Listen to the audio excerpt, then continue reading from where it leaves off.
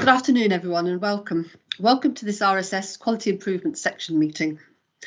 My name is Shirley Coleman. It's my great privilege to chair the Quality Improvement section of the RSS. Our meeting today is entitled Experimental Designs for Quality Improvement, and it's a whistle-stop tour. Our three speakers will address a wide range of aspects. Starting with the very important principles of experimental design, we'll then look at a new approach to augmenting designs, and finally, strategies and tools to identify performance gaps, inform and evaluate quality improvement initiatives, and ensure continuous improvement. We have three speakers. First is Steve Ellison, who's a Science Fellow at LGC Teddington in the UK. Secondly, Liam Fleming, a PhD student studying statistics. And finally, Abdul Duri, a reader in medical statistics in the School of Population Health and Environmental Sciences at King's College London. I should say that Liam Fleming's in Newcastle University. We will have time for questions between their three talks, and we'll have at least 20 minutes at the end for more general discussion. You're welcome at any time to use the chat facility, and you can also raise a hand if you wish. We'll close the meeting at 4 o'clock exactly UK time. A few housekeeping notes first. The meeting is being recorded, and you are welcome to request that any request you make is deleted from the recording if you don't want to be included in the recording, and to do that by contacting our RSS facilitator, Luth Martinez. The recording will appear on the RSS YouTube channel in a week or so, and we have had a lot of people looking at these recordings actually. They've been very popular. During the talks, please turn off your cameras and, very importantly, mute your microphones. So when we want to speak, we can unmute you. So I would first like to introduce Steve Ellison. Steve is a Science Fellow at LGC in Teddington near London. This is the UK National Measurement Laboratory for Chemical and Biological Measurement. Steve is an RSS Fellow and member of the RSS Quality Improvement section. His principal interests are in applications of statistics applied to analytical chemistry and measurement science, including experimental design for analytical method development, interlaboratory studies of method performance, proficiency testing, and reference material certification.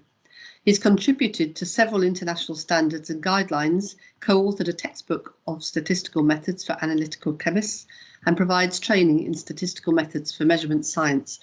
So it's my great pleasure to hand over to Steve. Over to you, please.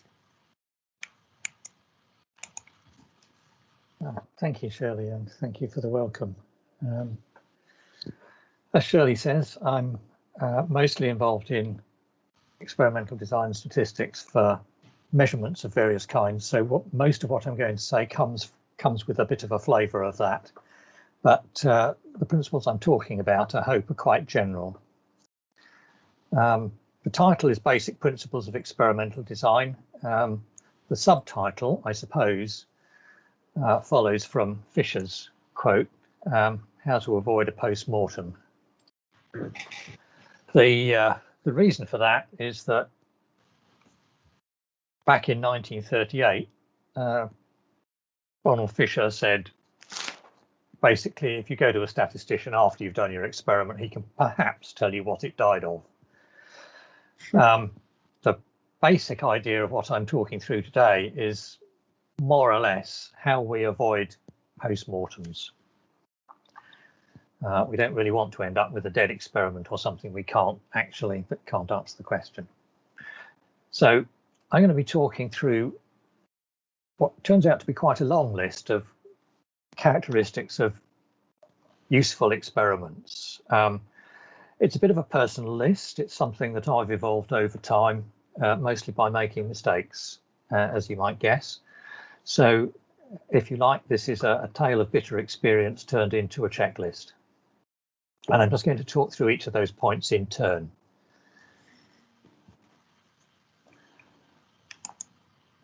The first problem that we invariably face is we need a clear objective. If you're in any kind of improvement project, the opening question goes something like, we'd like to do an experiment to improve our process or our measurement or something. And that sounds great, but the answer that should always be improve what exactly. We can't just say improve. We need more detail than that. We're statisticians.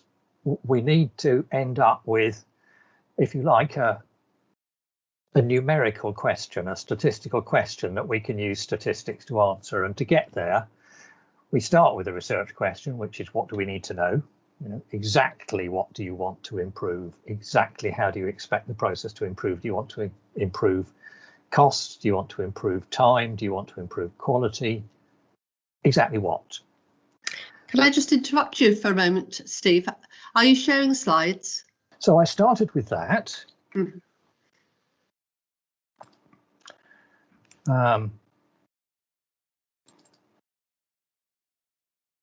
And I moved on to this, which is the how do we avoid. And that was the list I was talking about. So I'm sorry that you didn't have that in front of you at the time. But let's start at the top of the list with study objectives again. We were talking about process improvement. General question in that is, we want to improve something. The next question that we need to ask is, improve what exactly? And I'd got to about here. So our job really in designing an experiment is to turn a research question into a statistical question, something we can use numbers to answer. So our initial step is, we need a very clear objective. We need it in numerical terms. We need it. We need quite a lot of information, and in fact, some of the next principles are to do with that. So the first of our questions is, what's our measurable response? What response are we going to use? We need a good quantitative indicator.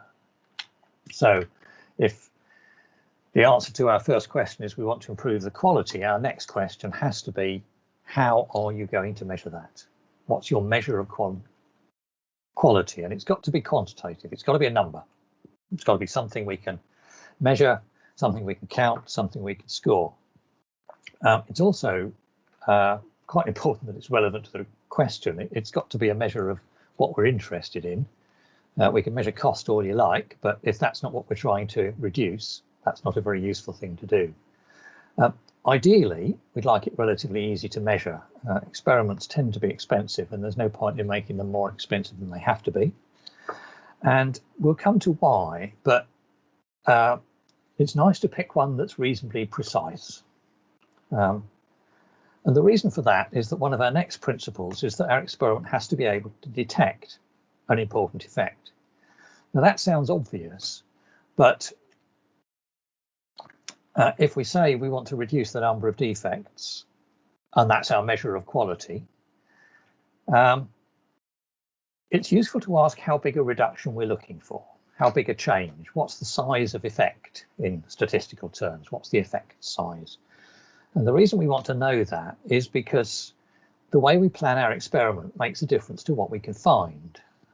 If we're looking for a difference of 1 on this scale here, which actually is probably set to 1 standard deviation for convenience, and we do a small experiment, the chances are we won't be able to tell whether we've got an effect or not. There's a big confidence interval there around our measured value of whatever it is that we're measuring, number of defects if you like, but it could just be chance.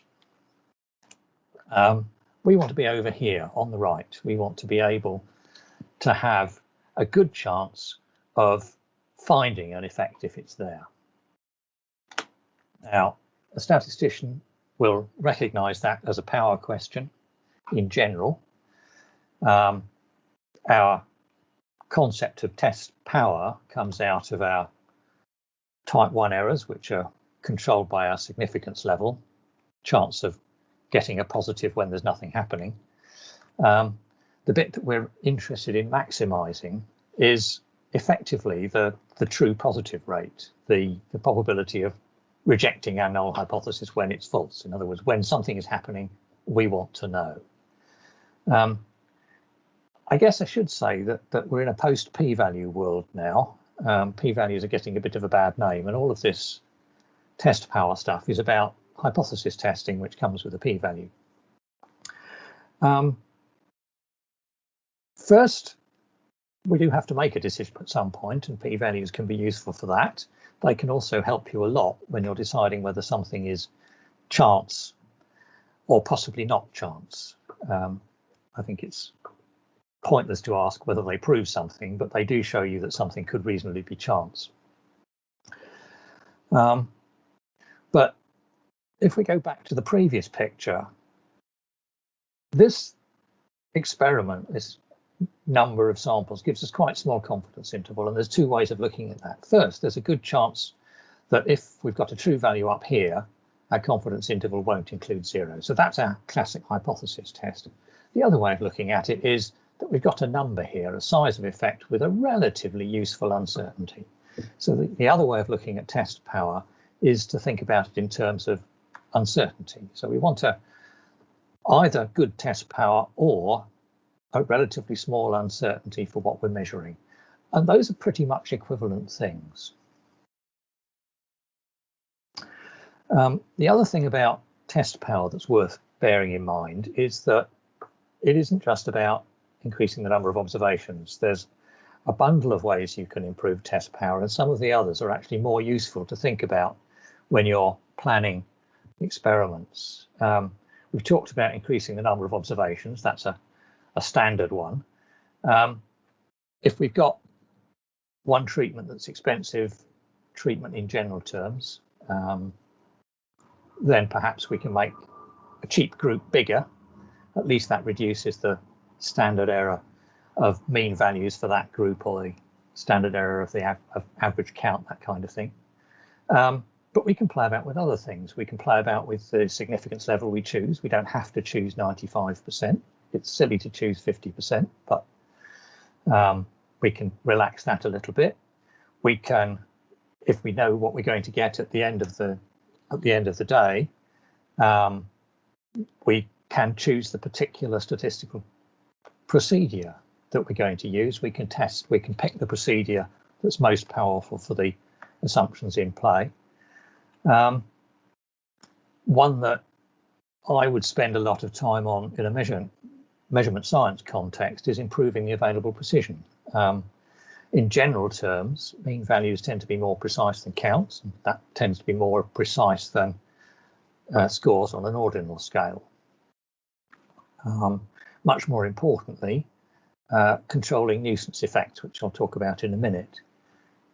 One way of doing that is to use within subject studies, because subject to subject variation is often a big source of imprecision in general terms. Something that I can do very easily in many contexts, if you want to try and find out whether something has an effect, for example, if I want to find out whether temperature has an effect on a process, I could move temperature by 1 degree, or I could move temperature by 5 degrees. Now, if it's got an effect, why don't I move it to 5 degrees? Because it's going to be much easier to find out whether it's got an effect or not. So I can use large changes in experimental levels. Sometimes using fewer groups helps. Sometimes you can pick measures which respond more quickly to your main factors. That's a little bit related to the next one down. Sticking to main effects, that arises particularly when we've got multiple factors for study. We're looking at the possibility of interactions. Perhaps we need to focus on just the main effects initially to see if they make a difference, because if they don't make a difference at all, it's quite likely that their interactions won't either. So avoid putting too much effort into finding small interactions. The other one is a bit of a mystery. I've labelled it moving up the causality chain. I haven't got an example of that in this presentation, but I'd be able to talk about it a little bit later if anyone's got a question about that. But basically, let's say I want to improve yield in a chemical process. It may be quite expensive to run the whole process, so perhaps I could pick some predictor of yield. It's much more important biologically, of course. We would like to reduce deaths due to a particular disease. That's very difficult and expensive to measure. But perhaps if we've got a biological indicator, statins would be a good example. We'd like to reduce deaths due to heart disease. Perhaps reducing blood fat will reduce deaths due to heart disease. So let's measure blood fat or blood lipids instead of measuring death rates as a way of finding out whether statins will work or not. So that's what I would call moving up the causality chain. Look for something that causes your outcome and measure that instead.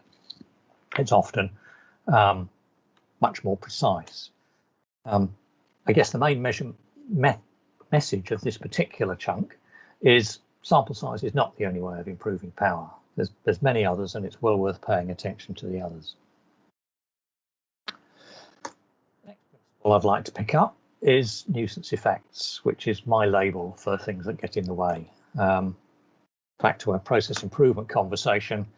All right, it's not just one machine, it's not just one single process. We've got 4 machines and 6 operators, and you know from bitter experience that changing machine will give you different answers.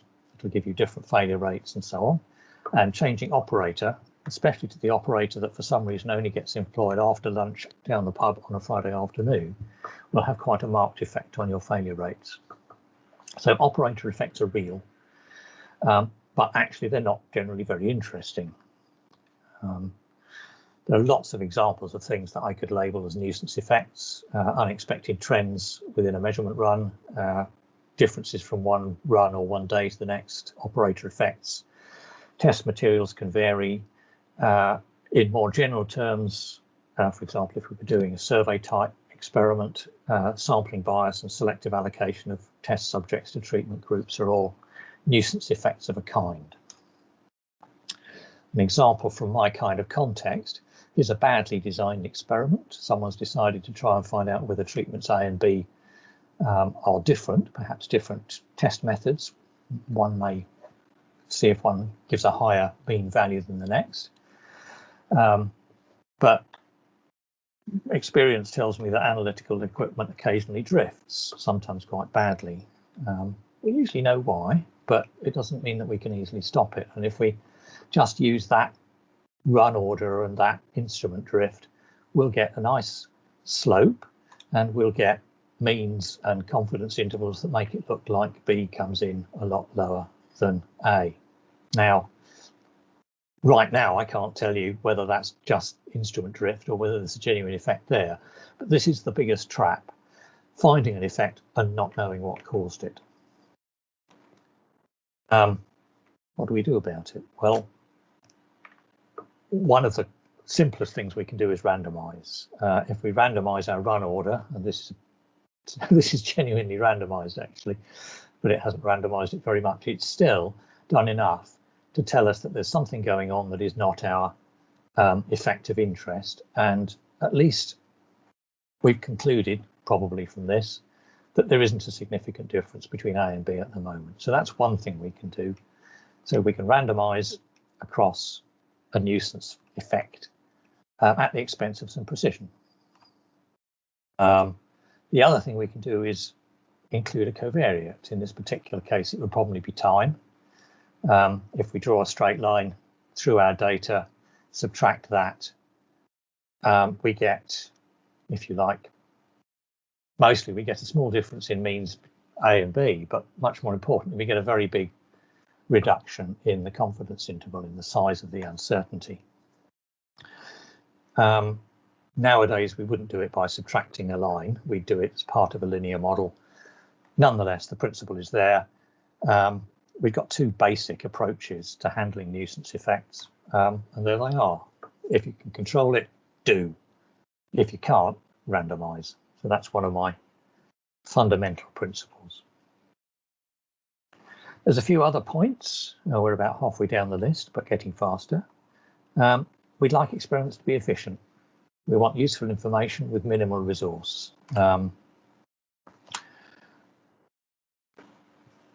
Usually that's, we'd like to do 200 experiments and the answer comes back something like, well, we can afford 20. But the other kinds of question we can ask are about exactly how we do the experiment. Now, if our process operator says we've got 6 things we can adjust to improve our process, usually if they haven't met an experimental design before, they'll ask which they do first. The statistician's answers nowadays, we do all of them if we can, because we've got access to plenty of experimental designs which are quite good at testing several things at once and being able to sort out real differences afterwards. The classic experimental designs for industrial experimental design and optimization are around factorial designs. Basically, they run all combinations of all factors and sort out the differences later. If it's balanced, as this one is, you can do very simple things. You can simply take the average of the points that are high at factor 2 and the average of points that are low, and you can do significance tests on those. Nowadays, of course, we use linear modeling, ANOVA, or similar tools. Factorial designs get very big very fast as the number of factors goes up and as the number of levels go up. 2 is not a magic number for levels, it's just convenient. Sadly, the real world can be more difficult. We've also got access to a range of reduced design types. Fractional factorials are perhaps the oldest. You've got Plackett-Berman designs, Taguchi designs, and orthogonal array designs, all of which get very similar information on the main effects, the effects of factor 2, for example, sacrificing a little bit of information on interactions to give you a tractable size of experiment. Lots of applications of designs like that. Industrial designs for screening is perhaps the textbook example, but survey design works if you want to explore population factors, and we've used that kind of thing for examining things like nitrogen content or nutritional content of foodstuffs. You'll probably have seen it in the form of A/B testing and mail shot optimization, when there's multiple things you can do to see to get a better audience for your commercial mail shots. So the message there is, if you've got multiple factors, then don't do them one at a time. Use multi-factor experiments. I suppose with my background, I've got an interest in uncertainty, so I'd like to see information on uncertainty obtained during the test. There's nothing magic about that. It's just, how are we going to tell if our change is not a fluke?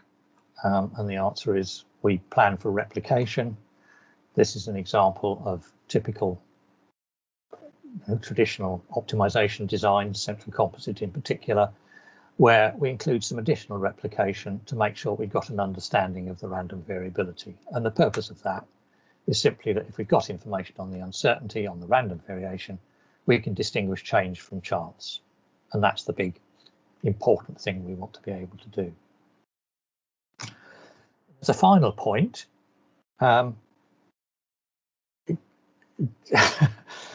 it really helps if you think about how you're going to analyze the data before you do the experiment.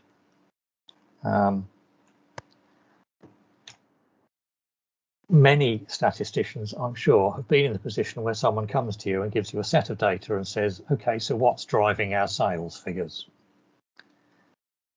And you look at the data set blankly, and to be honest, you haven't a clue and you've got very little way of finding out. There's lots of pitfalls. I've listed a handful here. Sometimes you can come up with data sets for which you don't have capable software for analysis. You can't do it on a beer map, you can't do it in Excel, and the company concerned has nothing else. You're a statistician, so you should be able to do better than that. But nonetheless, occasionally you can run into a problem where you don't have the software that's demanded by your application. A common problem used to be imbalance. Factorial designs are traditionally run balanced, equal number of observations in every corner.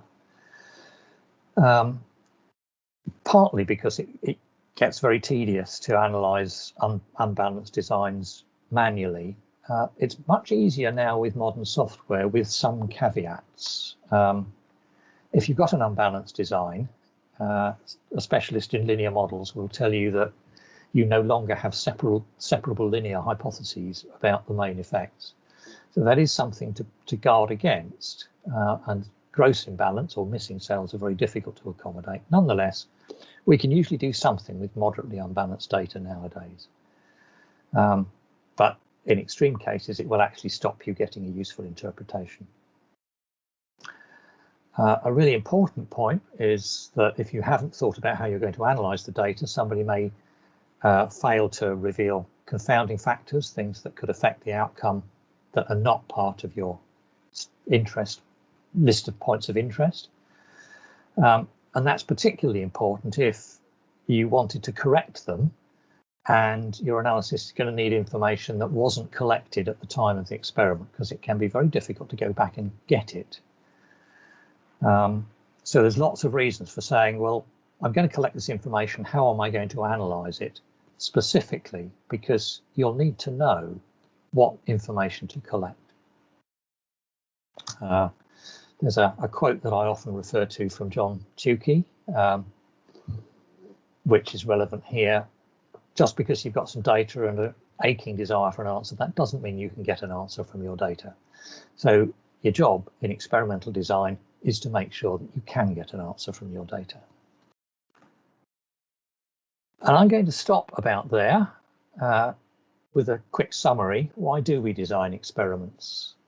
We want to make sure the experiment can answer the question we're interested in. That's the basic point. We want to make sure that we can analyze the data when we've got it, and we want to make sure that it's efficient. Most of all, we'd like to avoid this. And I think that's where I'm going to stop. Thank you very much for bearing with me while I fought with Teams, and thank you very much for your attention. Thanks, Steve. Well, I'm glad to say that you fought Teams and won, so that's really brilliant. Thank you.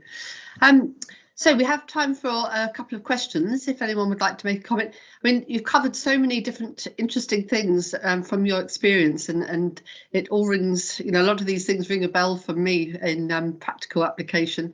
I might just ask a quick question, if I may, while I'm waiting to see if anyone else has a question. I was interested in the unequal sample size that you mentioned at the beginning, how quite often it could be that the control is easier to measure or to collect a sample in than the treatment, for example. And so you could have unequal sample sizes. And it's interesting, some work on vaccines recently was criticised because there was a ratio of 2 to 1, I think, between controls and treatment. How do you feel about that? How far would you go in making things unequal? Not very far deliberately. The main point is that if you've got two groups that you're comparing and you're interested in something like a mean or a variance, then the uncertainty about those is still group size dominated. So we get quite a bit of bang for our buck by doubling one group size, but it doesn't go much further than that because we've still got the uncertainty from the other group. So 2 to 1, 3 to 1, beyond that's probably futile. So in practical terms, you're looking at the uncertainty of the difference, not the uncertainty of one group. The smallest group is going to dominate your uncertainty. So you can gain a bit by increasing one group size, but you can't gain a lot. Okay, thank you. Just before anyone else says anything, can I just ask another question? I like the idea of moving up the causality chain, looking at predictors that are essentially correlated with the thing you're interested in. And the predictor might be something that's easier to measure, like you mentioned, like maybe fats and morbidity or something.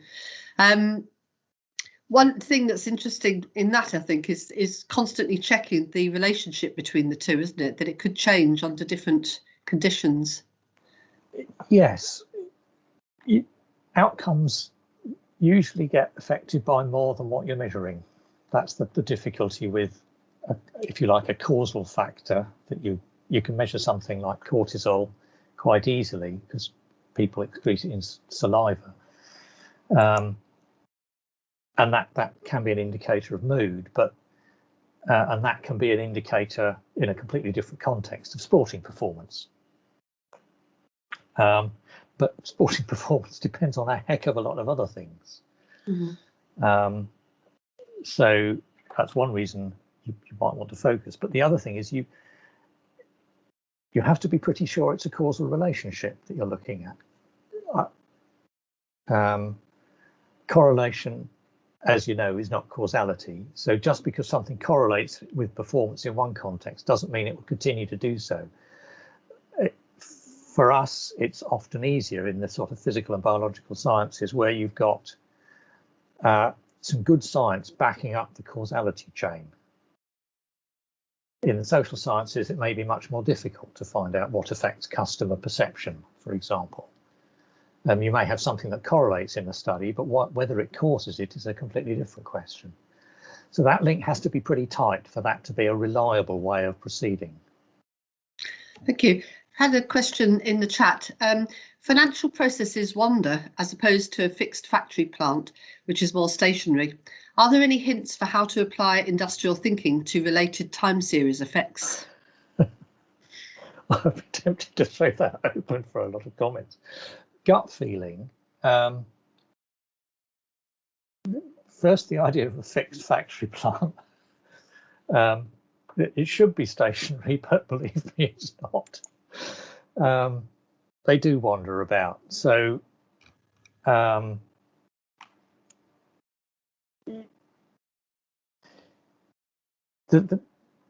ways you can proceed. First, shorten experiment times. We often have run effects, which I mentioned instrument drift.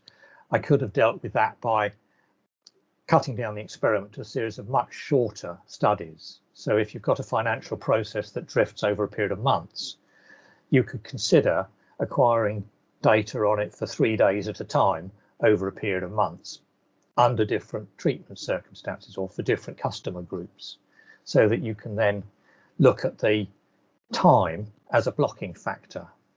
Time changes everything, so it's often a nuisance for one reason or another. Of course, a much better way to handle that with time series is to include the factors that are driving the thing in the model. So you end up building a much more complex model, which includes a whole range of predictors, 1 or 2 of which you're actually interested in. The rest are there simply to control for nuisances that might be going on at the time. So I'm guessing that someone who's experienced in analysing financial series would be able to tell you much more about how to handle change over time. Okay, thank you very much. Right, I think we better stop there. I'd just like to thank you very much for that brilliant overview and bringing out all the really important practical issues which are so fascinating when experiments are planned. Thanks, Steve. So I'd now like to introduce Liam Fleming. Liam is a third-year PhD student studying statistics with a focus on stochastic computation for engineering problems. His research work is in collaboration with the Alan Turing Institute, and whilst he's based at Newcastle University. The work he's going to talk about arose in an industrial placement applying statistical and machine learning techniques to data from simulation of a complex chemical processes. Liam's undergraduate training was in chemical engineering, and his technical interests focus on using data and statistics to improve the quality and efficiency of numerical simulations. Liam talks about quality improvement using Bayesian adaptive design applied to a digital twin. So over to you, Liam. Thanks. If you... Hi, Shirley. Thanks for that. I'm not currently able to share my screen because I'm not set as a presenter. Oh, no, here we are. I've got it now. So I'll just switch over to the presentation.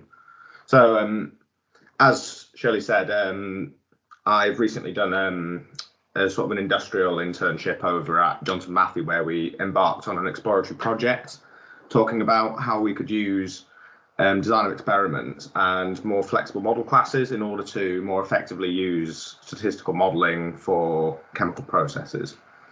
So a bit of an overview of what I'm going to talk about. First, I'm going to sort of give you sort of the rundown of why it's quite challenging to model these non-linear chemical processes, and why it's quite important that we use a design of experiments. And indeed, I'll give you the case for why we should use something like a Bayesian adaptive design as opposed to a standard design of experiments.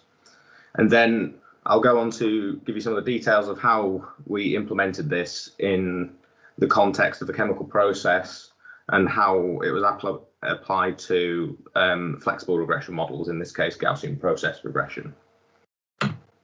So some of the challenges of modeling a nonlinear chemical process is that, well, the industry relies really quite heavily on these computer simulations of these nonlinear processes so we can optimize the process and manage it. It's important that you know whether the process is running as it should, and just as importantly, whether it's running efficiently as it can do. It's important that you're able to use the existing theory available to you to put it into the position which is going to ultimately make you the most money, which is essentially what these plants are doing. They are making as much money as they possibly can. These simulators that they use in practice currently, sophisticated computer simulators essentially, they put all the physics into it, essentially PDEs or similarly nonlinear equations, and set it running. It can take a few seconds or they can take literally hours. But one of the big features of it, which makes them not so useful in a sort of on-the-run sense, is that they're full of proprietary data that isn't shared between companies, and they're also in need of an engineer to keep an eye on them to make sure that they're being sensible, essentially. So they're not very practical if you want to, for example, apply a model to an existing process and go, well, it seems to be working in the right way, but it could be better if we push it in a certain direction. And this is kind of what we wanted to look at with this project. And a few examples of these physical phenomena which make these models complicated are sort of chemical kinetics, the transfer of heat and mass, which are in themselves partial differential equations, and the idea of non-ideality. There's lots of ideal physical equations in chemical processes, but the non-ideal ones kind of make a mess of that, and you just can't get a good answer out of them quite easily without resorting to complex simulators. So, as I said, being able to optimize your process using a statistical model would be helpful because we can quickly make an inference from an existing process. But in practice, because they're these non-linear complicated things, they're often high dimensional as well. It makes it really quite hard to fit a standard statistical model to them. So basically, this pushes us towards the area of sort of machine learning models, essentially, where you can use highly flexible classes of statistical model, such as sort of your Gaussian process regressions, support vector machines, or even if you're really struggling, something like a neural net. And that these have such a large degree of flexibility that as long as we can get a good data set obtained using a good design of experiments, we should be able to get the relationships out. The chemical process data, it can be sort of obtained in three broad ways. We can, from the best to the worst, we can sort of directly look at the process that we're wanting to make a model of, go to the main plant and perturb it, get some data out of that, and then make a model based on that. But in practice, you can't just wrest control of a whole chemical plant and sort of play with the inputs. Essentially, doesn't make economic sense, and it can be in practice quite dangerous. They only really operate within a narrow envelope. The other thing you could do next is you could have a scaled down version of the process, so a pilot plant. These pilot plants do exist, but the experimentation on a pilot plant is rather quite expensive, and it is also very time consuming, because for these sort of processes that run at a stable state, you have to, every time you change any inputs, wait the requisite time for it to come to the equilibrium. This could be quite a lot of hours, and it requires constant monitoring with staff as well, because you don't want the plant to sort of go off the rails. So this leaves us with the third way of getting some data. What we can do is we can make a nice, good quality computer simulator. We can just perturb it as we want, and it's quite a lot cheaper to evaluate. Even a slow simulator that takes a couple of hours is almost certainly going to be quicker But of course, it comes with the caveat that any computer simulator is just a representation of the process. It's not truly representative of what we want to model, even though it might be quite close. We're going to focus on the third instance here because this study we did was ultimately a proof of concept, and we wanted to be able to produce a complete study within the 12 weeks that we had allocated to it. So if we move on to how you would do the experimental design here, because as I've said before, it's quite important that we do a good experimental design if we want to get these flexible models fitted well and have good predictive power. So with traditional chemical, with traditional experimental design, you aren't really going to be able to capture the underlying nonlinear process behavior. Something like a two-factor design, for example, a full two-factor design will probe the very edges of your design space. And while that might be helpful for fitting a linear model, for example, it's not going to be able to give you enough insight into how the process response surface looks if you just use a few points that are spaced with one another. We could use more factors, but as has been mentioned before, the number of points you need to sample at scales very, very quickly as you put more and more midpoints in. Ultimately, when we're doing these large numbers of experiments, we have to be aware that even with a computer simulator, we can only allocate so much time to get a good fit of the model before it just becomes not worth the time and effort to fit the model. It would probably just be more worthwhile sending an engineer to do some simulator work instead. So here lies the case for doing a Bayesian adaptive approach, essentially. Since the number of experiments we're going to have to be able to do is going to be limited regardless of what data source we have, we want to look at how we can get the absolute maximum information gain per data point. And because it's a process, or in the case of a simulator, going to be based on a single computer, we're going to be doing these experiments sequentially anyway. And once they reach a steady state, we don't immediately have to do the next experiment. So it's quite natural that we could infer where the next point we should have a look at is based on what data we do already have. So essentially, what we propose to do here with a Bayesian adaptive approach is we get our have our existing data from whatever prior experiments we've done, model that to our model class that we're going to use, and use that as an informative prior to infer the next point that we sample from. And this makes sort of natural sense. It is easier to know where to sample based on what we already know. So just an overview of how you would do it is essentially you provide an informative prior and then search the design space to find the optimal point given some criteria which represents your information gain. So a popular choice, for example, would be integrated mean square error. Most of these criteria tend to be an integral of sorts. And then once you've optimized that, you just run the simulator or your process at the point you've decided is the best point, and then get your output data. And then you sort of fit your model to the new set of data and sort of just run it again and again until you get to a point where you've reached either the threshold for goodness of fit or you've run out of the amount of experiments you can ultimately do. And of course, adaptive design it comes with its own pitfalls. These adaptive designs require a prior. Typically, this is sort of your model based on current data. And indeed, it tends to be a model of the same type that you're going to model because it makes sense to just keep fitting that model better until you get there. But the real problem comes when you don't have any data in the first place. After all, we are doing a design of experiments. So the first design point is a bit ambiguous.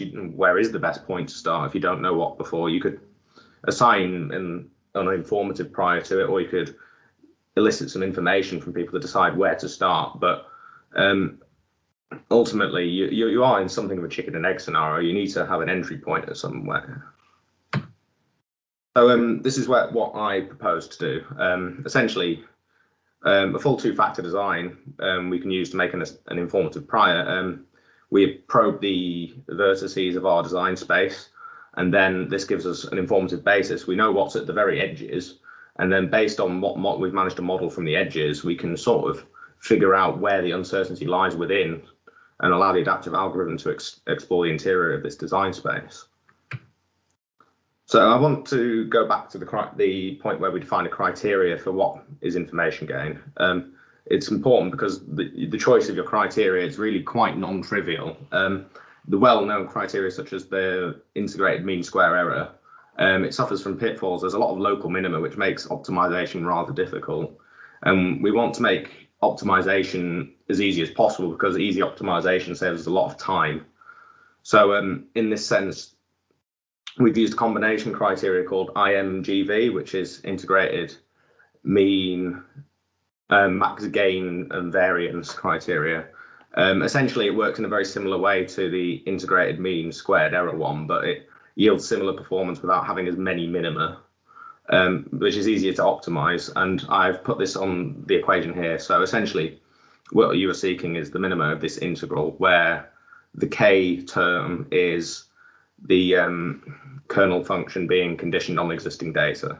So I'll go on to the kernels in a couple of slides. And essentially, for those of you who aren't aware of what kernel function is, a kernel you can just interpret as a covariance matrix here for intents and purposes, but it's essentially a function which describes how the data spatially correlate with one another.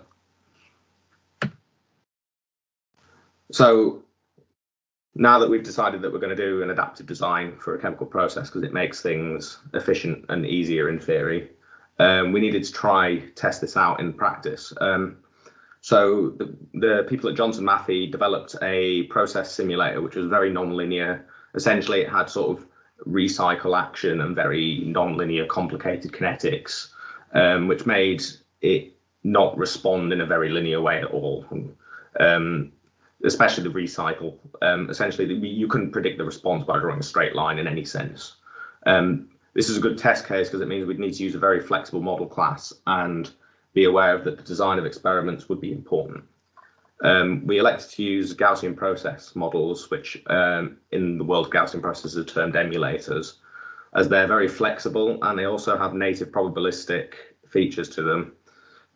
Them being natively probabilistic is useful in terms of when you want to go on later to do some uncertainty quantification, you can use the structure of that to sort of figure out how certain you are about predictions without having to do additional computation, essentially. And as this part of the study, we created a digital twin of the simulator using only data defined by the adaptive design algorithm. I'll just give you a quick rundown of what Gaussian processes are before we go into how we modeled them, because it's quite important what these are. Essentially, for those of you who haven't seen them before, Gaussian processes are what we term stochastic processes, and essentially the way you can interpret it is that every point on a Gaussian process is defined as by a sort of Gaussian distribution. So the way you can interpret this is that if you take a set of indices on the Gaussian process in the space on which it's defined, that collection is going to be a multivariate Gaussian. What this means is it behaves a lot like a Gaussian distribution. You can condition GPs just like the multivariate Gaussian. So when you condition your GPs on some data, for example, because you know the values of these data points, you essentially get a regression. They're quite simply defined. You define them by a mean function, which is a parallel to the mean of the Gaussian distribution, and a covariance function, which is the parallel to its covariance matrix.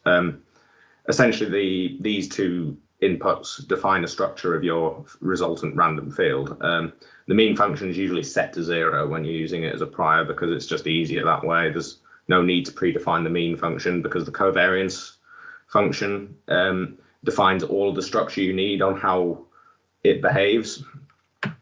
And this kernel structure is very key to using it as a regression model because these kernel functions, which there's a couple of examples on the right here, let this model be very, very flexible. The squared exponential function, which is the top one, and the return class, which is the generalization below, quite popular choices, even though they only allow certain types of wiggles on your functions, and they allow really quite a wide range of phenomena to be modeled.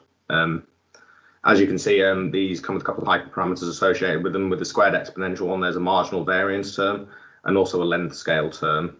And the way you can interpret the marginal variance is that that's the amplitude of the variation on the random field, and that the length scale here you can interpret as how far 2 points have to be from one another before they can be considered essentially independent of one another. You can essentially you fit a model to your Gaussian process with these covariance functions attached, and then you optimize these hyperparameters to get the fit to your data. Of course, a big concern here is overfitting. If you just make the length scale arbitrarily very, very small, you can essentially fit any data perfectly. So we avoid this by using maximizing the log marginal likelihood, which is the bottom term here, which is a self-penalizing term, as with smaller length scales being penalized against. This ultimately helps reduce aggressive overfitting, and it was shown in our study that we didn't get it fitting too hard to the data. So the simulator that we had that we wanted to fit these Gaussian process model to, it had 4 input dimensions and 6 output variables that we wanted to study. These were chosen by the people at Johnson Matthey. Essentially, they decided which points that they thought would be changeable in a real process, this real process that it was modeled over, and set up a set of output variables that they were interested in looking at with respect to economic viability of the process. We use this Bayesian adaptive design technique with the IGMV criterion. This was minimized with respect to the variable which had the lowest log marginal likelihood at the previous step. So essentially the one that was the least certain, we chose that to choose the next design point essentially. And then we stopped the design algorithm when the change in the log marginal likelihood was below the threshold of minimum change for each output variable. You don't have to use this to stop it. You could have set it as a set number of experiments, but because we had a relatively cheap simulator, we took advantage of using something like this to see how far we could take it, almost. And here's an overview essentially of the algorithm we used. We first decided whether we had our existing design, which we didn't, and we ran our factorial design. We proposed some kernel functions, so we chose a Matern kernel and a squared exponential kernel, and essentially the algorithm that we wrote chose which one it thought would fit better by fitting the GP regression. And then it used the log marginal likelihood to determine which point goes next, and then it keeps minimizing and simulating until the point that the change in the log marginal likelihood is below, exceeds the threshold, and then it stops. So to show you how it converged, I've plotted here the inverse of the log marginal likelihood, and you can see that it converges down to very close to 0, with a few exceptions of instabilities that happened early on in the experiments. As you can see for the 6 output variables here, they all converge down rather quickly, and then much slower later on in a number of experiments. A total of 104 experiments was conducted that we modelled over. And here is a parallel coordinates plot of where the final design points were. So this is on the unit hypercube because it's easier just to scale things so you can see where it come. The top one is highlighting all of the design points where the color from purple is the early ones and the red ones are later on. As you can see, it explored the design space rather densely, with the exception of the middle section of the design algorithm, which I've highlighted on the second image here. You can see that it more or less fixed the third input and then proceeded to explore the design space with this third input very similar values. This shows how it would differ from a typical design of experiments where you would often equally space the midpoints. This algorithm essentially identified, based on the criteria, that more information could be gained by leaving the third input in a small range through the middle section while it resolved that uncertainty. And that's one of the benefits of using this kind of Bayesian design, because this wouldn't have been something we could have predicted but without having looked at previous runs. So it's all well and good doing a design of experiments and fitting some statistical models to it, but we need some results and we need to know how well it worked ultimately. We fitted 6 separate Gaussian process emulators to the data and did a quick dimension reduction using kernel PCA. We didn't need to do anything too sophisticated ultimately, because a lot of the dimension reduction had kind of been done when we were given the inputs that we wanted to examine in the first place. And then I assessed the performance with 20 unseen data points to show how it predicted the outputs based on some inputs it'd never seen before. As you can see here, the mean errors, percentage-wise, are generally quite small, with the exception of the second output, which is a little bit bigger. The second output was the most non-linear of them, so you would expect this. And indeed, it's represented in the fact that the maximum error is around 4.5%. In engineering terms, that's pretty good, but so it was an encouraging thing to see. So to take things up another notch, we defined an economic objective function, essentially how much is this plant making at these set points, and then optimized the objective function using the emulators and compared it to the base case. So we did two things. We first did the optimum from the output models that we already did. So we essentially calculated the objective after predicting the outputs for those models. And then we also made an emulator specifically of the objective based on inputs and saw whether that would deviate much. As you can see, the values are more or less equivalent to one another. But what is important is that the optimum predicted by the emulators is considerably better than the base case, which is essentially what the simulator was preset at, which is encouraging because it clearly can find an improvement based on the base case that the engineers had set it up at. But how hard was this to do ultimately? We got some good results and useful results, but is it any better than an engineer sitting down and looking at the simulator and figuring out what the best place for it is? This full design algorithm required about 6 hours to run on my laptop, which is a bit of a potato, if I'm being totally honest. It's not very powerful. And about 10% of that time was running the simulator itself. So to get 104 points predicted, it needed about 5.5 to 6 hours-ish. Fitting the emulator itself and optimizing it was trivial. It just took a tenth of a second ultimately. So this 6 hours, is that better than how an engineer could do it? I mean, probably is, because it would probably take an engineer a few days to figure out the next point. So this was worthwhile. And you can reasonably say for a more complicated simulator, perhaps one that takes longer to run, that the time saving by doing these design of experiment points is probably more worthwhile, because each time you're running it, you're going to save more time than you would do having to run it maybe 5 times as many times to get all of the points you wanted. And then the last question we want to ask is, how did a linear model perform? So I've got this table here where the red ones are highlighted, the performance of the linear model compared with the GP regression. And as you can see, in every instance, the linear model performed considerably worse, particularly with the second output, where we're getting errors as high as 90%, and with a mean error of about 18%. That would just not be very useful. You may as well just guess at that point almost. So just to come to a conclusion here, we can model complex chemical processes, but it benefits from doing a sensible design. We got good performance without excessive computational overhead, and the sequential design identified an area of uncertainty which we wouldn't have been able to find otherwise. But it is worth noting that our simulator is idealized and noise-free. It's a complex simulator, but it's still free of noise, which you're not going to get in the real case.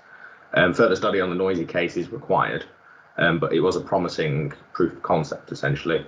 And the design algorithm, it's ultimately, at the moment, constituting much of the computational time. But what it does mean is that using a less complicated model didn't save us any time, ultimately. It was the design that took the time. And indeed, it was shown that the linear model just didn't do a very good job on the same data set. Perhaps you might not expect it to, because the design hasn't been done specifically for the linear model, but that's another study required there ultimately. So just to finish, we want to kind of look ahead. We can point out that this was a generic framework we did. It would work for any process theoretically, and indeed any response surface. It's also a continuously updating process which changes with its observations. You could stop it and start it again later because you'd already have that data you could collected earlier. And another thing that we're looking at applying perhaps is then the idea of using an inverse problem. Given our model, is what we're observing in the real process perhaps strange? Could it indicate there was maybe an error in the process monitoring? And I think I'll finish there. I hope it wasn't too much of a steam through. Any questions? Great, thanks very much, Liam. That's brilliant, really interesting. So that's slide just a couple back showed that there was improvement 1700 over 1600, I think it was, wasn't it, which is 10% improvement in the output after the work that you've done. Had a question in the chat. Looking at the benefits of this approach, did the adaptive design reduce the number of points studied, or was the main benefit in improved information?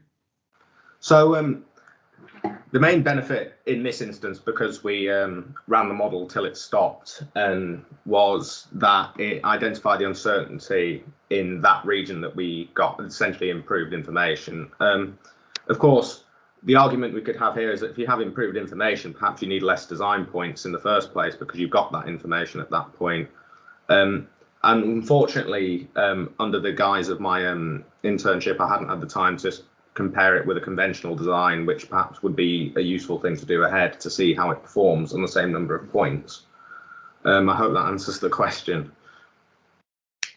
I think the linear model that you did was based on the same number of points, wasn't it? And that showed that you had much worse error. Yeah. Another question, did the experiment confirm with what you would, how did you address the confirmation of the results? I don't think, were you able to go back to the plant and try those new settings and see whether you confirmed the better output? We weren't able to try it on the real plant, no, because this plant also wasn't it wasn't simulating a real process as such. It was like an open source version of the process, so it didn't represent a particular plant as such. In terms of like confirming it on the real simulator, that was sort of detailed in the output, but of course a noiseless simulator, you would kind of expect it to be quite easy to get a confirmation on that side. I think, yeah, I could perhaps add that the reason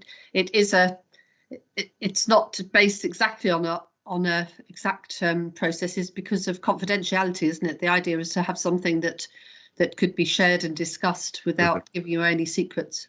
Yeah, the proprietary information is rather valuable to the company, so they were very keen to avoid getting any of that in there if they could avoid it. Yeah, so the confirmation would have to be done internally to the company, I guess. A question from Dave Woods. Would you like to unmute yourself and ask your question? Thanks, Shirley. Thanks, Liam. That was a very nice talk. I was just wondering, at the end, I thought your comparison to the linear model was slightly straw-manish. The standard thing you would probably do here is, stick with your Gaussian process, but perhaps do a different design strategy. So use space-filling designs, for example, rather than model-driven designs. And I wondered if that's something that you'd looked at and compared to. Yeah, I do agree the comparison was kind of a little bit forced, but I kind of wanted to sort of demonstrate that there's no point in using a less flexible model class because that's clearly not the problem here. Yes, I haven't tried any other alternative designs. As I said, this was just kind of it was like a 10-week internship, so this was kind of the point I'd gotten to by the time they sort of took their results away quite happily and went on to do the internal stuff with them. I think it would be quite important to look at alternative design options, of course, though. Yeah, I mean, one very easy thing just to change in your algorithm would be perhaps another option for the starting design would be a space-filling design rather than a factorial design. And that might give you better performance. Although there's some recent work, people have found that using space-filling designs when you have to estimate the length scales, which of course you're doing initially, is not necessarily the best thing to do. So there could be other options there you could have a look at as well for that first stage. Yeah, that's quite an interesting idea, actually. Great, thanks very much. Okay, yeah, that's really brilliant. So I think we better move on now. But thanks very much, Liam. And any further questions we can have at the after the third talk. Right. So I'm now my great pleasure to introduce Abdul Duri. Abdul is a reader in medical statistics. Just get the screen. Sorry. A reader in medical statistics in the School of Population Health and Environmental Sciences at King's College London. His background is in numerical analysis and signal processing. He teaches medical statistics and epidemiology and is a statistical editor for Thorax, a BMJ journal.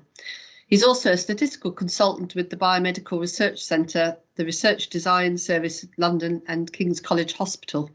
And Abdul's talk is entitled Quasi-Experimental Design in Quality Improvement Studies, Statistical Considerations. So over to you, Abdul. Thank you.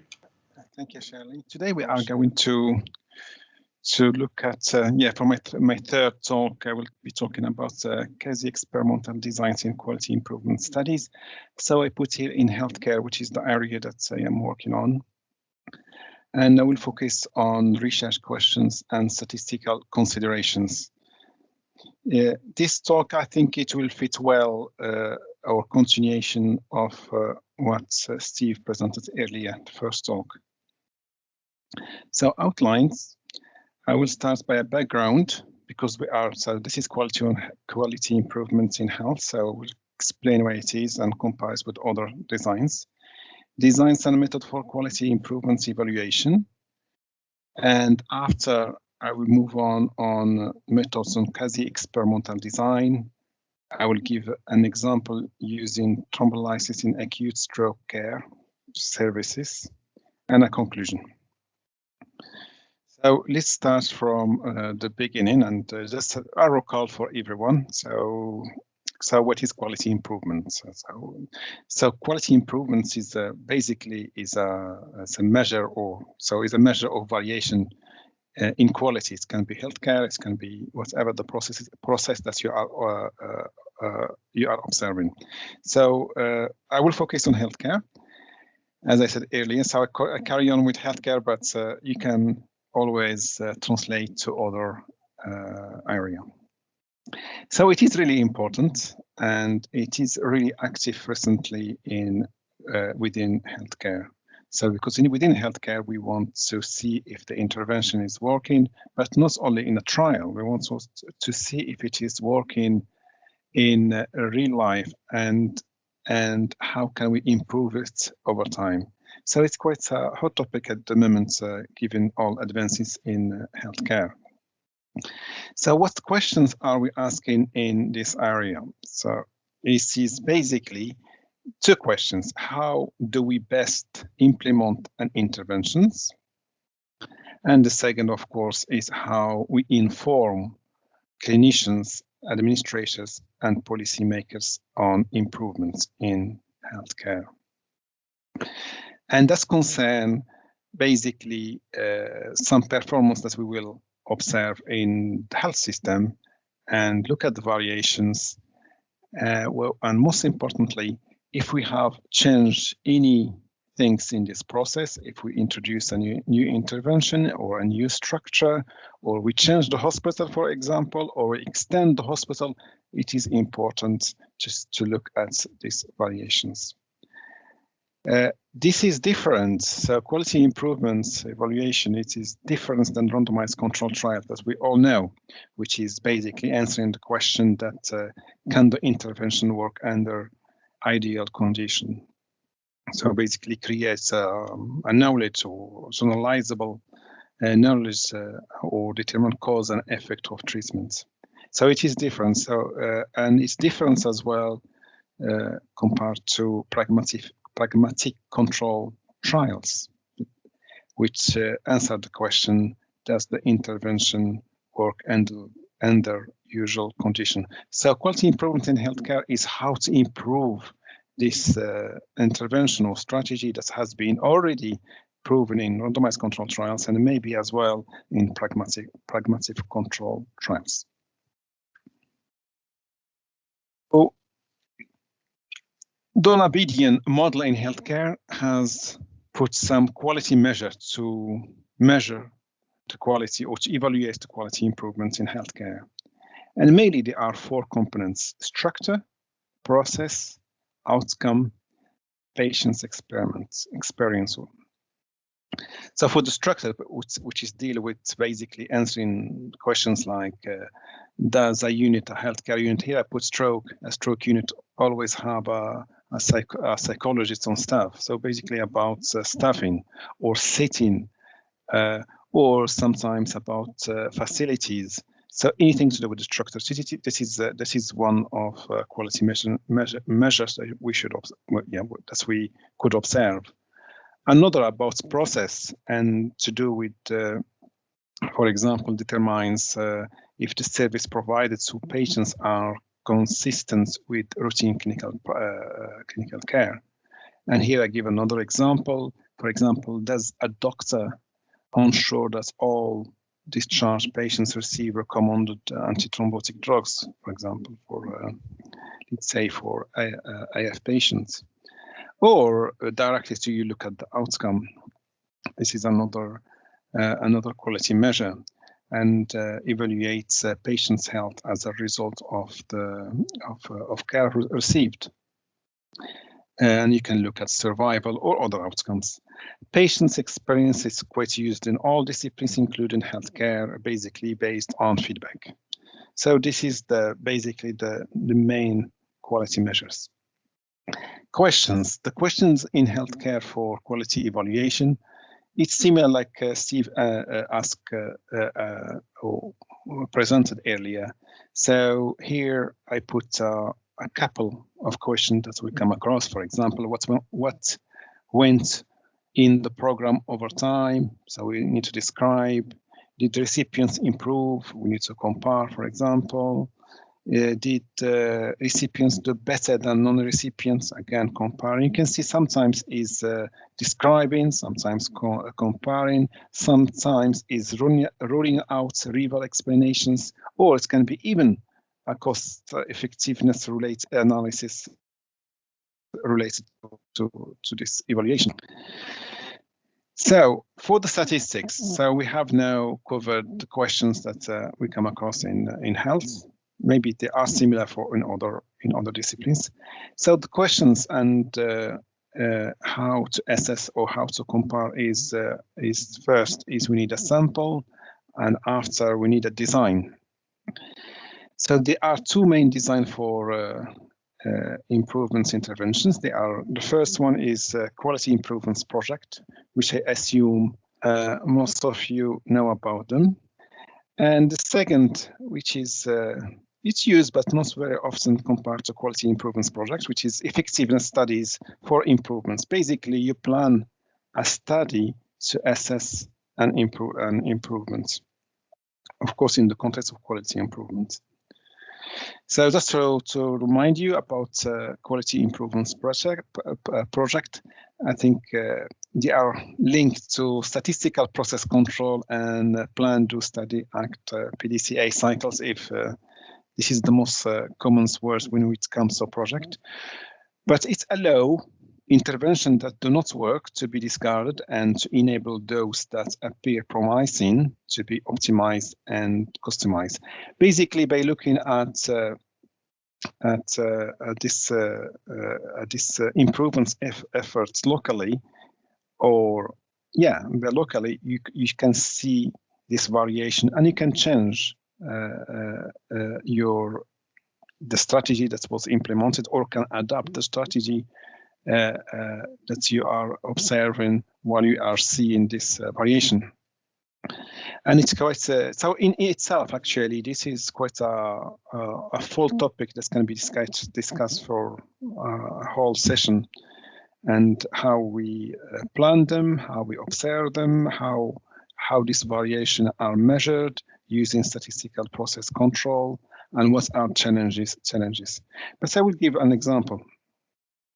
So here is an example in stroke medicine to determine if clinical evidence and changes in services delivery were associated with improvements in the quality of care, comparing old sites and a new site. The old site is on the left, the new sites on the right, and here where it is the change, it is in dots, and x-axis is basically the time in months, and here the percentages of one of quality measure, and this percentages is measured monthly. And for all the process, you can see how it behave using this run chart. Once they change to the new sites, you can see clearly this feature or this percentage has changed, and variation becomes more around 91%. So basically, it's increased from 82% to 91%. So that's quite interesting, and this is quite often used in many disciplines in quality improvement, not only in health. Another example, which is I want to put that's related to admissions during COVID, hospital admissions during COVID. And again, using this chart, they are very useful to spot the changes. I can see clearly after March, I think maybe around second week or third week, the 23rd of March, we will never forget about it, which is the lockdown. And you can see clearly the admissions for this service start to drop.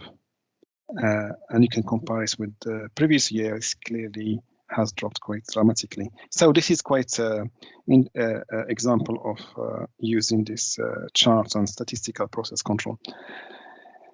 For effectiveness study for improvements, which is different designs, basically do a run experiments around whatever you are trying to observe, whatever the variation that you are trying to observe, or whatever quality improvement you are evaluating. In healthcare, there are mainly two. Is either healthcare related to new technologies, drug or imaging, or of course, organizing a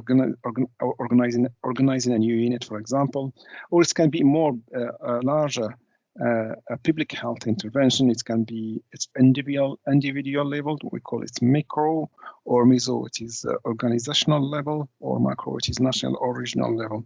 So for people who work, for example, on national audits, you will be familiar with these terms because they have to provide yearly reports in these three levels, actually.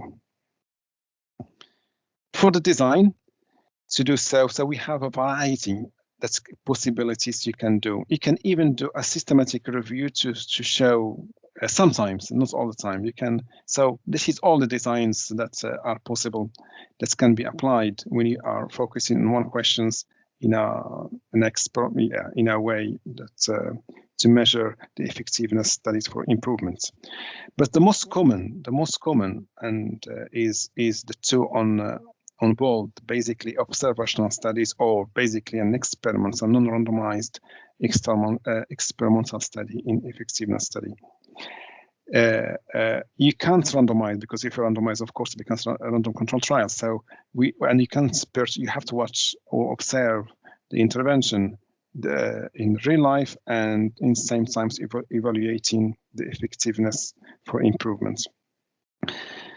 So the most common, it is this non-randomized experimental, and the non-randomized experimental, one of the design that's often used is quasi-experimental designs. And what they are is basically, because you can't randomize, you know that randomized control trial is the best evidence to provide the best design and the best evidence to provide if you want to prove or effectiveness, or to confirm the effectiveness for an improvement.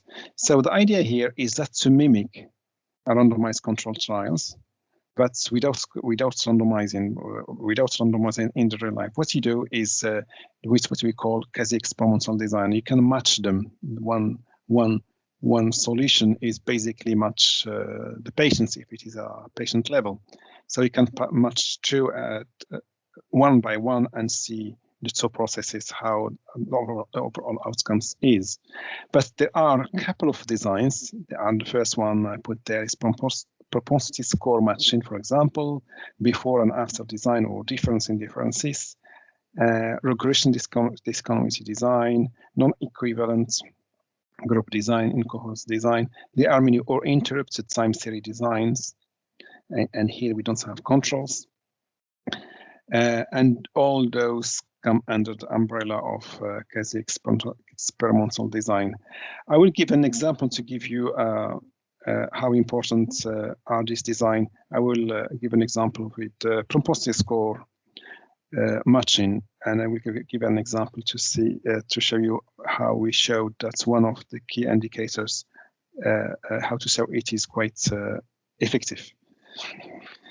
So this example, I will use data from both from a stroke register and from a stroke edit, the national stroke edit, as they call it, SNAP, which collect minimum data set on every stroke patients, including acute care, rehabilitation, with drugs, and as well as 6 months follow-up and outcomes measure in England, Wales, and North of Ireland. So we measure this nationally, and we host the national audit at King's College London, and we use that to benchmark services regionally and nationally, to monitor progress and so on. Basically, the thing that we look at any variation on any indicator that's related to quality of care.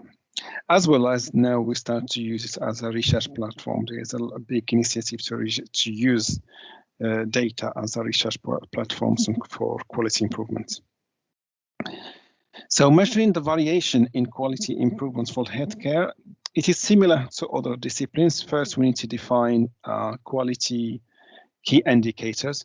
How they are defined, most of the time they are top 10 quality key indicators, but they are defined are the processes or interventions that are highly correlated with the outcome that you are, or the valued or the outcome that you are looking at in health, mainly death or disability. This is so if it is having MRI in hospital can reduce survival, so this is a quality improvement, a key indicator. So they are ranked by anyway, and each discipline has the top 10 quality improvements. This key indicator measure are evidence-based and can be used to identify variation in the quality of care provided. So they are really important because they measure the quality of care, and we can evaluate quality of care. So each disease area normally has top 10. For stroke, and so this is the top 10 quality indicator. And basically one scanning, stroke unit, thrombolysis, referral to specialized assessments or to occupational therapy, and so on up to discharge process. And we observe that all the time. This is what we observe, and other indicators, but this is the top 10. So I will give you an example where we use a quasi-experimental design and for thrombolysis to see if the thrombolysis, by prescribing thrombolysis, have we improved the quality of care. And here we have used quasi-experimental design based on propensity score matching. So this work has been published, I think, 2 or 3 years ago, and we want to answer the question whether thrombolysis with intravenous alteplase or thrombolysis in general, as given in the standard daily clinical practice in United Kingdom, improved the long-term survival up to 10 years after an acute ischemic stroke. And here we did the register. We combine register and audit, because the audit is just, I think now it is 8 years ago, but we need more than 8 years. So we need 10 years. So we have combined here in this case, but doesn't matter. What is we managed to get 10 years data on patients who are thrombolyzed and patients who are not thrombolyzed and compare that. So the propensity score matching, again, is another topic that can be a whole session. It just briefly is a method to estimate treatment's effect when random assignments, of course, not feasible.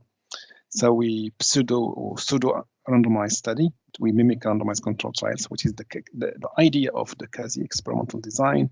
So subject with similar characteristics more likely to receive treatment than others, and we do a matching and groups analyzed based on propensity score match. So basically, briefly, it has many steps. First, we estimate the propensity scores using a logistic regression. After, we do a matching using either nearest neighbor matching or other methodology for matching. It can be exact matching, or it can be other. This is only one. And after, we do the multivariate analysis using these weights.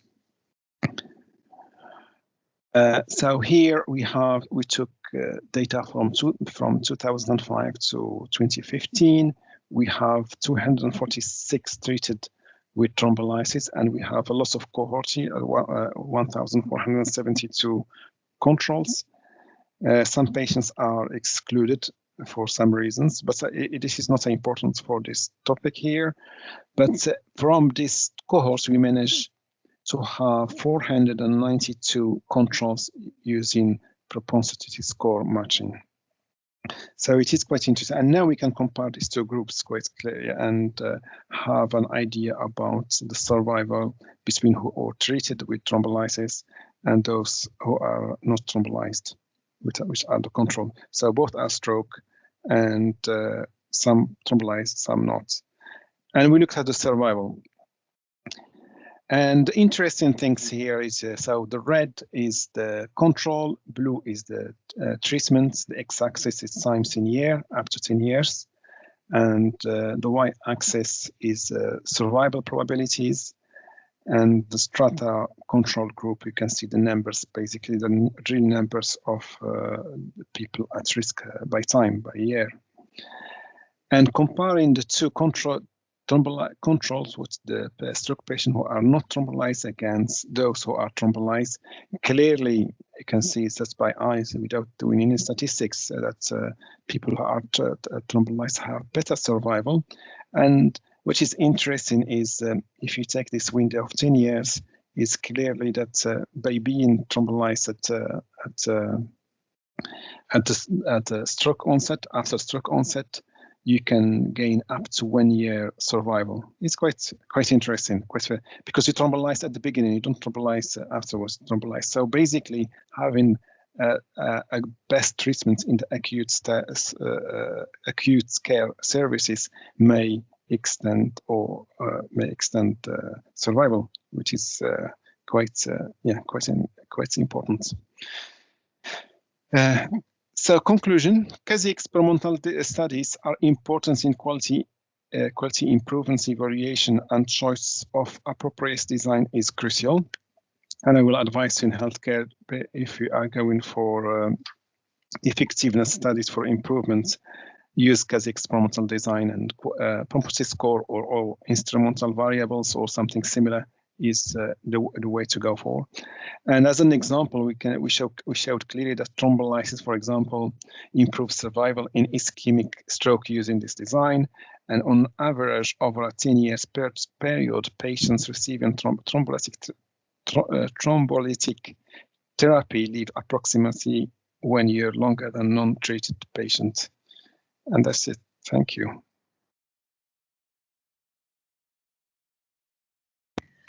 Great, thank you very much, Abdul. Brilliant. Really interesting. Any questions from the audience? Please put in chat or raise your hand.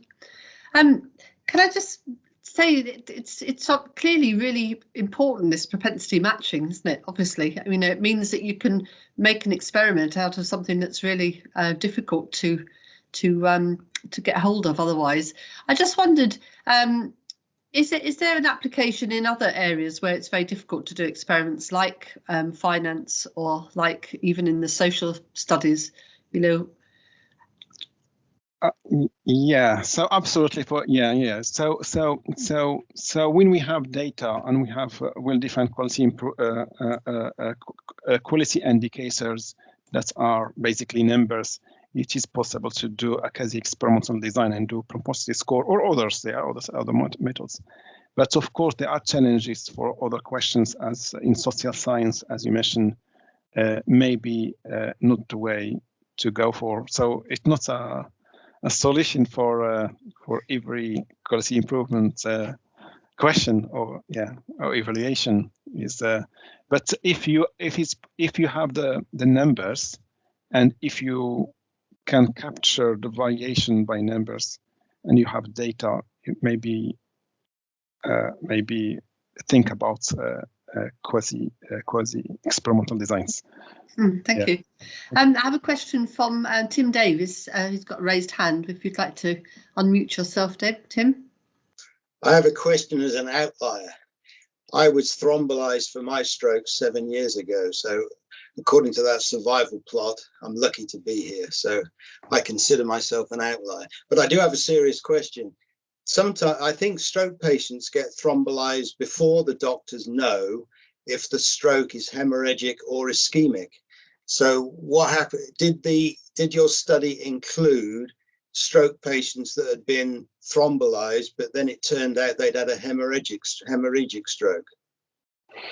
Yeah, of course, hemorrhagic stroke is normally it's only ischemic stroke who could thrombolyzed. Yeah, I know, but I was thrombolyzed before they even knew what sort of stroke I'd had. So my genuine scientific question is, if they thrombolyze people where it turns out they've had a hemorrhagic stroke, which is a bad thing to do, as you say, of course, was that included in the study? No, this because the study include patients quite in a recent years, and no, they weren't included. But normally, this is why scanning it is in the top priority for quality indicators for stroke. So the top 10, the scanning was the first one, and the scanning it will allow to make the right decision about thrombolysis. No, it doesn't include them, but I can see the concern. Yeah, and I guess the other point is, I think the reason I'm still here is because I was relatively young when I had the stroke. So I'm assuming that those survival curves will be age dependent. Yes, of course. Yeah. No, of course. So here in this population, the average age was I think 72 years old. It's very different. So young, of course. But the point there is thrombolysis. It solves the problem. It does, because there is a blockage, and it solves and if it is thrombolyzed on time, which is the window is for 4 hours and a half, that is it is quite important to get the patient within this window and thrombolyzed if the patient is appropriate for the thrombolysis, because sometimes you can't, and it is quite important intervention, to be honest, in stroke.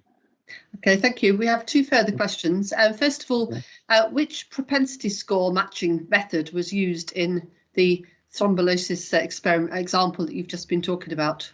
Yeah, it's very simple. It is logistic regression after the nearest neighbors matching. Logistic regression after the nearest neighbor. No, of course, logistic regression first to get the propensity score, and after the matching, we have used the nearest neighbor matching. It's greedy, but we have a small number, so it is fine. Okay, thank you. There was another hand up, Sabrina.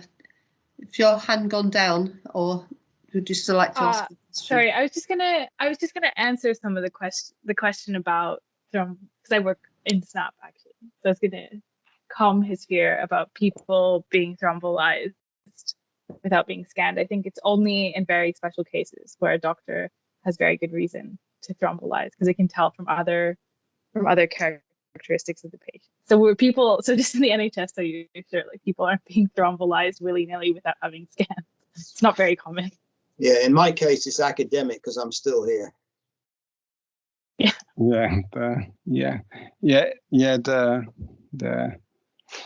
course, you need to see the scan. Definitely, the scan is important. Yeah. But yeah, I would be surprised if it happened recently. But yeah, because now there is well, this is what we said, quality improvement. Now it's a hot topic. We need to monitor all these key indicators in the real time. This is what Sabrina actually doing, and I do with her.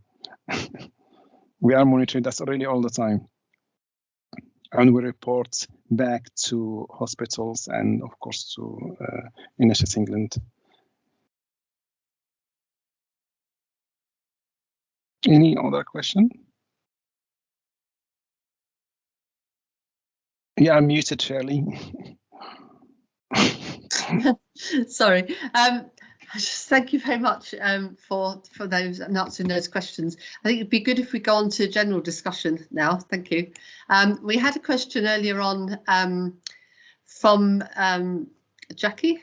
I don't know whether you want to say it, Jackie, or shall I just read it out? Just read it. Okay, I'll just read. Jackie was just if the speakers could put their cameras on, that would be good actually, please, if the three of you, if you don't mind. Jackie was just commenting that she's surprised and frustrated to be selling statistical design of experiments in industry in 2021, and she was wondering if there's any tips from the panel, or from the speakers rather, for dealing with that. Did you, first of all, perhaps Abdul, do you feel that you're selling DOE, or would you say that it was well adopted in your medical circle? Oh, you're muted now. Yeah, good. No, good point. It is new. This is why I think we need a lot of workshops and a lot of presentations to spread the word. It is quite new in health, actually. Yeah, it's we need a lot of people as well to work in this area. This is new, and 2020. But in other industry, because in other industry, for example, telecommunications or car industry, or I think this is quite well known, design of experiments. I think it is. Well, Tim might like to come back on that, but first of all, Steve, what's your comment? How well is it integrated in your work? Well, a typical analytical chemistry degree is full of instruments and chemicals. Statistics is a module that might take a term once a week. So even a master's level chemist will perhaps get maybe 8 to 10 afternoons on all of the statistics that might be used in analytical chemistry. And that includes things like, the very basic stuff. Like, I mean, in my chemistry degree, I first encountered a standard deviation somewhere near the end of my first year, all the way through to things like principal component analysis for analysing data. So the idea of designed experiments is actually just a flicker in quite a small part of a chemist's training. And of course, people change. Employees change over time. So you've always got a turnover of employees who've used experimental design, moving on to be replaced by people who will be encountering it for the first time. So I think you're always going to be on that treadmill. Every 10 years, there's a new population there who needs to be told again that this might actually be a good idea. Now, for some of our work, there's a, particularly in the pharmaceutical industry and most of the regulated industries, when you're doing analytical chemistry, there's a set of expectations for things like method development and validation, which are pretty well publicized. So there is basic experimental design in all of that that's documented in some documents. So there's some there. It's much less common to find it in on the process lines, I think, because there you've usually got to have someone who's prepared to take a leap of faith, who's prepared to put quite a lot of time and effort into a process improvement project. So you're not going to get those projects every month, unless you've got someone absolutely dedicated to continuous improvement, you're much more likely to get occasional instances where somebody says it's time we improve that process, what can we do about it? So there, you'll maybe see a project every few years, and you're going to need to sell it to a new process manager 5 or 10 years down the road. Other industries, mail shop, experimental design is used all the time. A/B testing is routine on the web. It's everywhere. And that's an example of simple experimental design. So it's out there, but it does mean that you've got to have somebody on site who understands the benefit. And that's still not universal by any means. Liam, do you have any comment on how you felt the reception you had in your company in Johnson Matthey? Sorry, I didn't realise I was muted then.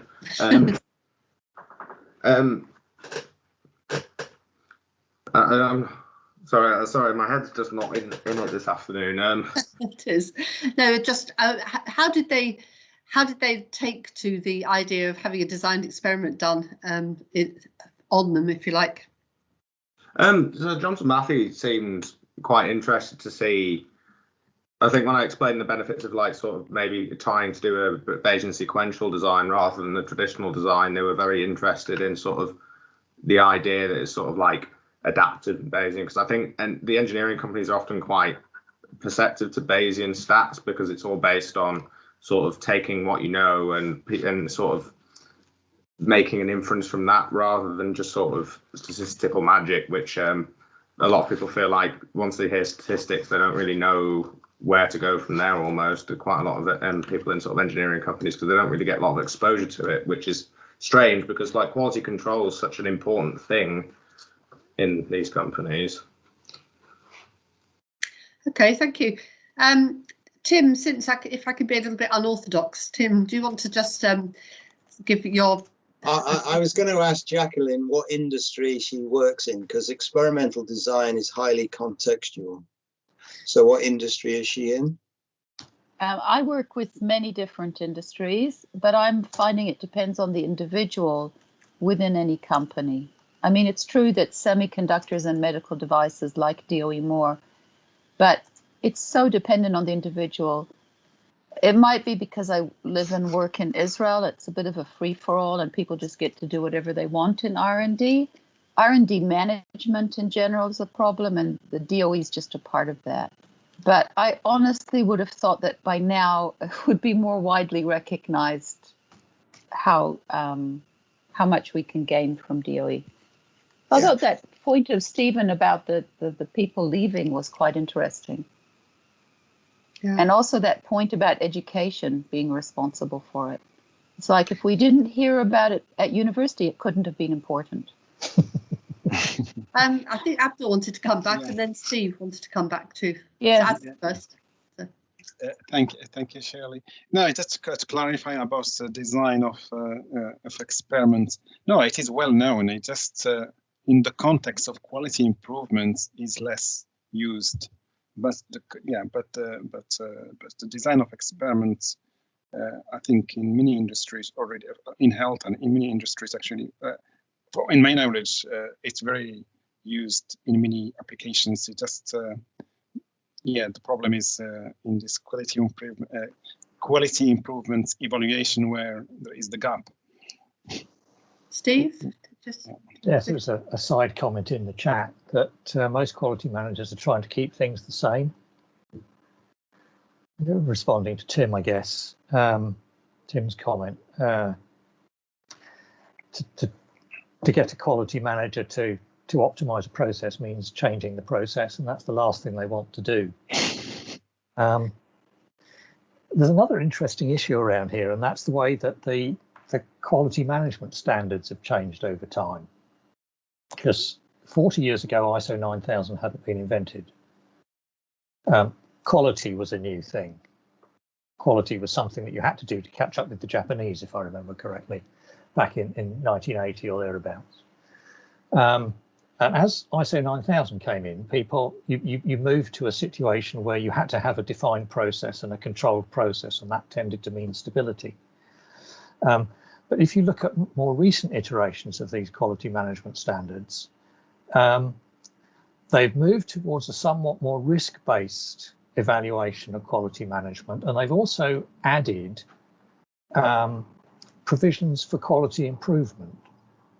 So there are requirements for management review with a view to identifying improvements in quality. And it may be that we'll see, as those take hold, it may be that we'll see more of those management reviews seeking ways of improving, and again, proper experimental design being used in those improvements. So perhaps a little bit of this has followed the evolution of quality management standards. Thank you. Tim, did you want to come back? You've got your hand up still. So, yeah, sorry, I should have put my hand down, really. Okay. Sorry. Well, it's, yeah, I think it'll always be something that's slightly off mainstream somehow or other. I think it's because it requires such a lot of discipline to do the experiment, and that's something that it needs planning and discipline, and maybe that's a barrier to it. But certainly once people get started on it, they seem to really like it. But as Steve points out, then they move on, don't they? Get promoted probably because they've done so well. Okay, I think we're just about coming towards the end of the time. I want to show a couple of slides about our next meetings, but is there any other quick comments from anyone, or can I just move on? Okay, well, thank you very much, first of all, to the three speakers. It's been absolutely brilliant. I think it's been really interesting. You know, the experience of experiments in practice, and then some new ideas with the application with simulation, where you haven't got the sort of variation in the output, but you've still got pitfalls. And then the really important application to quality improvement that Abdul talked about, and the different designs. So it's been really fascinating. Thank you very much. Yeah, I just wanted to say the second speaker, Liam Fleming, he's got a presentation in the form of a poster at this MBIS Spring meeting, which I'm co-chairing in 17th, 18th of May. It's got free registration. If anyone would like to attend, you're very welcome. We're showcasing a new type of poster room, which is gives people who present posters the possibility of adding a video or additional material and having a live chat as well to talk about their poster, and that will be available throughout the 2 days of the conference. So that's a rather nice idea, and Liam will have his work in the form of a poster. But there's many other, we have 66 different papers in 2 parallel sessions over the 2 days, plus 2 interesting overviews, one each to start the 2 days. So do come along to that if you've got any time, or register and dip in and out as you choose. The next meeting of the quality improvement section that's planned, we've had quite a few meetings so far this year, but this is the next one that we've got in the pipeline, which is in the RSS conference. So this is the use of simulation to support modern day needs of manufacturing companies, and it'll be presented at as a quality improvement section presentation during the RSS conference. But very good conference, but you have to pay for it, of course, this is the content. We're looking at the application of simulation in AstraZeneca and going through, but that's available on the RSS website to have a look at, so I'll not let you read through the details. But basically, I wanted to thank everyone for your attendance today. I think it's been really interesting. Thank the speakers, and thank everyone for their comments and questions and hand raising and the chat. So thank you very much.